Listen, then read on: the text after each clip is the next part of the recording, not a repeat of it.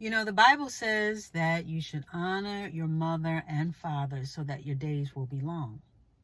That's right. Honor your mother and father, both parents. But today, we're going to focus in on the mother. That's right, your mama. She's the very first person in your life that you had a literal bond with. And in many ways and in many cases, she was the very first teacher in your life. So yes, we should give honor to all the mothers out there, both birth mothers, grandmothers, those who have stepped up as mothers or into the role of mother in your life. So yes, on this Mother's Day, we are going to talk about moms and how we should honor them. You know, my mom and I, we didn't always get along. We're in a pretty good place right now, but it wasn't always like that. And it's well known that the relationship between women, especially mother to daughter, can be a little complicated. It can get a little prickly. But when I was younger, my mom was everything, just like with a lot of folks. When I was little, to me, my mom was funny. She had a great sense of humor. She was absolutely beautiful. If I were to liken her to anybody as far as the way she looks, well, first of all you have to do is look at me. I am her mini me. I look just like my mother. My eyes, just about everything, except she doesn't have dimples. But if I were to liken her to anybody, I would say she is the perfect amalgam of Felicia Rashad and Marla Gibbs. If you were to mix those two together, you would get my mom. And especially when Felicia Rashad as Claire Huxtable would play that classy sort of like, I don't take no stuff, that type of attitude, that air of elegance and class. And even when she would tell you off and she would tell you what was what and who was who and when was when, the way she did that was my mother to a T. Still is. She's the one who introduced me to ice cream. I love it to this day. Thank you, Mom. High five. She had a sweet tooth, so I definitely get that from her as well. She liked to bake cookies. She would bake these sugar cookies. Oh my gosh, they were amazing. My sister and I still, to this day, dream about the cookies that she would make. In the middle of the night, she would do that. Honey, don't ask. She is very smart. Anything creative, she would always encourage me to do. And I definitely thank her for that. She always made sure that we had the best of the best. She didn't want no leftovers. She didn't want anything that was left over on the shelf that didn't look right. And she was our champion as far as different things, especially in school. One of the teachers, they gave my sister not a bad grade, but a grade that wasn't deserving of the work that she had put in. And my mom went right down to the school. She made that woman change that grade. She was all that. She was huge in my eyes, especially being that my father was always on the road working.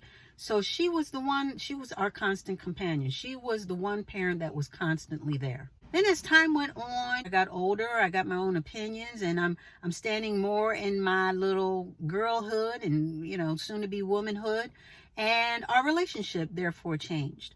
As this was happening and I was getting more life underneath my belt, I got to see my mom not so much on this pedestal anymore as this hero, infallible hero, but more so as a mortal, as a human being with flaws, just like everybody else. And that's the thing, when you start seeing your parents as human beings, you know what I mean? That's like an awakening to a lot of us. The rose-colored glasses through which you once viewed them, that hue fades, and you now see them in full life Technicolor. You realize that your parents are not perfect. Your mom is not perfect. She wasn't made to be perfect. Nobody's perfect. So with that being said, that can cause a shift in the relationship, and you start treating them a little differently and talking to them a little differently. And especially with women, we mature earlier than boys, than guys. So we start feeling ourselves a little earlier too, you know what I mean? And start relying more on our word than our mothers. So my mom and I had a falling out. And we still spoke, but I had harbored some feelings over this falling out. I had spoken to her about some things, and I guess I didn't like the response, so I held on to that negativity because I'm thinking, well, why can't she understand where I'm coming from and this and that and da da da da. And like I said, the answers that she was giving me when I did ask her some things, it didn't give me anything. It didn't satisfy. It didn't satisfy my need for an answer or an explanation. So I held on to that until finally, I think we were talking about something else and we ended up talking about this subject, and we had to put all the cards on the table. And when I tell you we went over a lot of stuff, we really did. And that's when it kicked into me that, you know what? I have to realize that everyone is a product of their experiences. And therefore, different people have different ways of coping with things, different ways of communicating, different ways of dealing with things. We all bring our experiences to the table when we interact with each other. And you only know what you know until you know better. And this is where grace kicks in. Me getting this revelation, I was able to step back and apologize for my part in it. And not only that, but accept her for all that she was. Okay? For all that she is.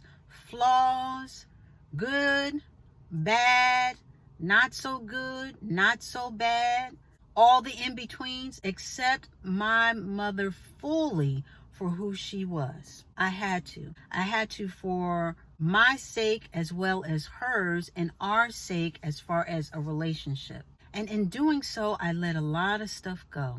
It was like an unpacking of a lot of stuff. And the minute that I did that, I felt unburdened. I really did. And I was able to offer grace to her, as well as forgive anything that I thought was an affront to my emotions or to my feelings. I cleaned the slate. I wiped that slate clean, and I decided to move on. And our relationship is better for it. Because I tell you, being at odds with somebody close in your life, it is exhausting. It's a thing of trying to avoid and not talk to. Well, I'm not going to talk to this person, and all this. It's exhausting. And I was tired of it. I really was. So with that being said, I had to let it go. And plus, I wanted to be obedient to God, to honor my mother no matter what. It doesn't say honor your mother when she's good. It doesn't say honor your mother because she's perfect. It says honor your mother. And I wanted to be obedient in doing so, no matter what was going on. Because again, your mom is not perfect. A lot of people are still processing things from their childhood. A lot of people are still processing things and going through and trying to deal with things that they've gone through and been exposed to. You know what I mean? A lot of people are coming from a hurt place. A lot of people are coming from a broken place, and they're bringing that brokenness into that relationship. So we're also talking mothers to their children. A lot of this stuff is cyclical. It's happened in the past, so it's brought into the present, and then it can carry on into the future if someone doesn't break that cycle of hurt or bad behavior or abandonment, whatever it is. So again, in realizing that none of us is perfect, including your mother, they may not always do the right thing at the right time. They may not know what to do at particular times, and they may not have all the answers all the time. And in most cases, that they're only doing what they know to do, which they believe is the best at that time. We got to extend grace. We got to extend grace, and we want to be obedient and honor our mother. You may say, well, my mother was never around. Honor your mother. Extend grace and honor your mother. We fuss and fight all the time. Extend grace and honor your mother. Do your part. Be obedient and honor your mother, which is to be respectful of her. God put the two of y'all together for a reason. You know? And some of us may want to speak to God later on and say, I have some questions for him. But in the meantime, God put the two of y'all together. He gave you your mother for a reason. So there is a rhyme and a reason behind all of that. And in the meantime, God commands us to honor her. And that's what we should do.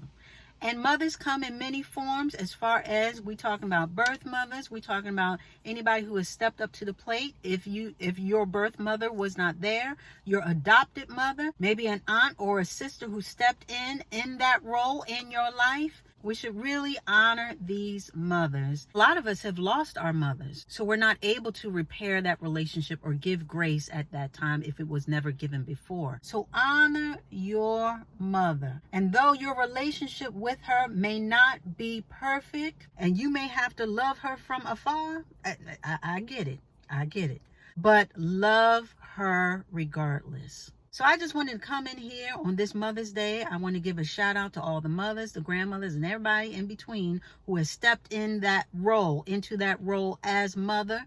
We know that it is a hard job. There is no script. There is no booklet on being a mother. So anybody who really wants to take up that gauntlet, we should honor them. And again, they are not perfect. None of us is. Your relationship with them may not be perfect, but be obedient, have grace, and honor your mother. And you will be blessed for it. And with that, we are going to put a button on it.